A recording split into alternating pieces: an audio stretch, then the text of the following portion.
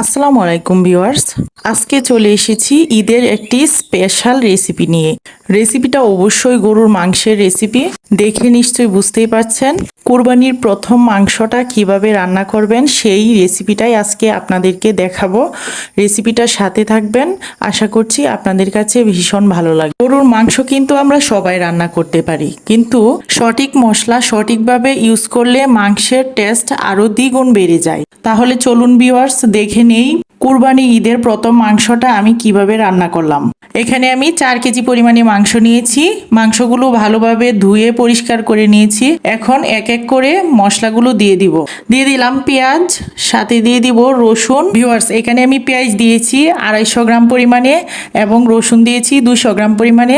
5 চামচ পরিমাণে মরিচের গুঁড়া এবং 1 চামচ পরিমাণে হলুদের গুঁড়া, 1.5 চামচ পরিমাণে দিয়ে দিলাম লবণ। ভিউয়ার্স, চামচটা দেখে নিশ্চয়ই আপনারা বুঝতেই পাচ্ছেন আমি একেবারে ছোট চামচ দিয়ে কিন্তু মশলাগুলো দেইনি।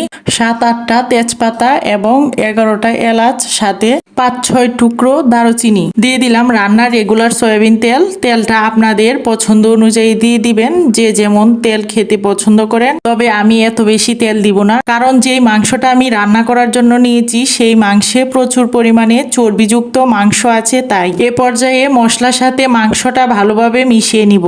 ভিউয়ার্স, আমি এখানে আর অন্য কোনো মশলা আপাতত ইউজ করব না।